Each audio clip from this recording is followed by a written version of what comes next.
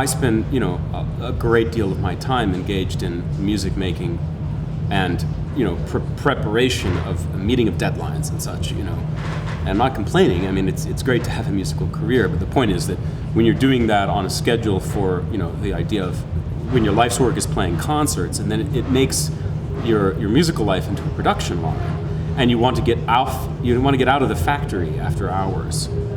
And also, of course, a musician's hours are not defined by, whatever, just the time I'm spending at the organ. It's kind of all the time. And I've found that, over the last few years, the music that I listen to for leisure has gradually, in a way, it's gotten more broad, but it has narrowed out classical listening, which at first I sort of had classical musician guilt about, and now I just kind of acknowledge it.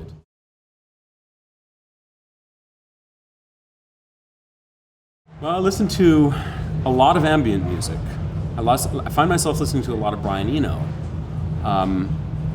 which is, in a way it is. On the other hand, Brian Eno is, the first to admit that he became a musician by accident, which to a person of classical training is, this is highly suspect.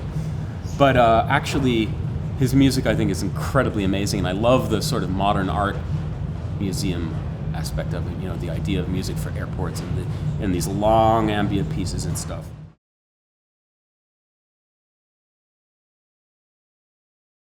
I want to still be, of course, playing the great works and, all those things, but at the same time it becomes tangibly less and less possible to do that for audiences in America. Pieces have to be shorter, they have to be, sort of action-packed. And of course, action-packed organ playing is sort of how I came onto the market. That's my stock in trade in a way.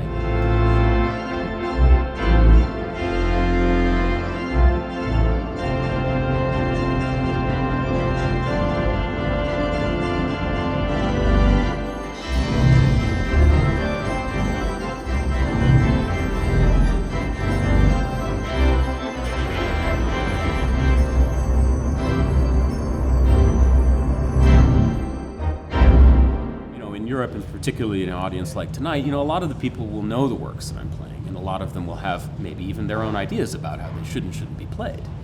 And we'll also have, at the very least, some of these festival goers, particularly in these very prestigious, moneyed European festivals, have, a really, these are people who have ideas about opera and who know about the latest productions and the older productions and the older artists and the the historical recordings, and these are people who will definitely have feelings about Claudio Arrau versus Solomon or Heifetz versus whomever, and the singers, and so you go out there and you're doing your thing against this, at least the perception of a rather heady intellectual circumstance that is completely different in America. It's not that there aren't people in America who also know about it, but it's a very different setting, and then the music that I play over here is different. There's things in America on my general American tours that I'm not sure that I really need to play over here.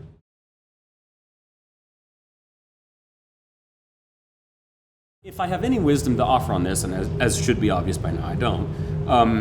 It probably comes from the fact that I play one of the oldest instruments.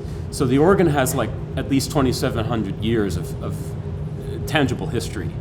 And so, that tends to give one, even if you have, as I do, the passion to re-examine the organ in digital terms, I don't view that as a departure from tradition, because for me, the digital organ is an inevitability that is technologically encoded in the organ of antiquity and the organ of history.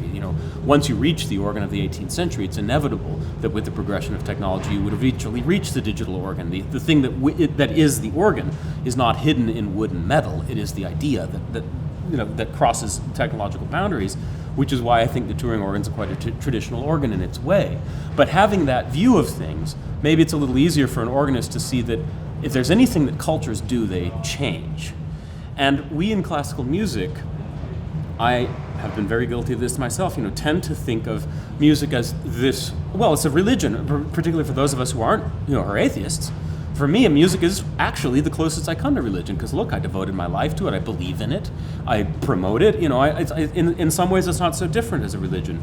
But the fact is that, classical music is but a byproduct of human civilization, one of many. And as the civilization advances, and civilizations have always done this, and museums are full of great examples of this, as are languages, as is science itself, we leave things behind. That's part of what we do as a civilization. And it may be that classical music is actually a large-scale example of that, and that thought doesn't terrify me. It's sad in the short term, but that is if true, that's simply part of the human experience. And if true, it's not something that can be fought.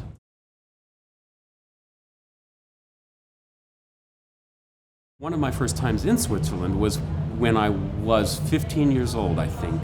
As a student, I went to the Tibor Varga Festival in Sion, which is, you might know, is the home of the world's oldest organ, we think. And so all that to say that as an early teenager, one of my earliest memories of being a musician and having music to my own and making a way for myself in the world was the experience of Switzerland and making music in Switzerland, and I'll always treasure that. So it's always special for me to come here, and Switzerland's been very good to me. Look, I've played at the KKL in Lucerne, Zurich, of course, a few times, Tonhalle, Basel, I'm coming at the end of the month, and lots of other cities, Geneva, of course, and other places. I love playing here, and it's a kind of surreal environment because it's so hyper luxurious and it's up in the middle of the sky almost. It's an amazing place to be, and I'm incredibly grateful to be here. I can't believe they made the mistake of having me, and I'm sure it'll never happen again. But I'm glad to be here tonight.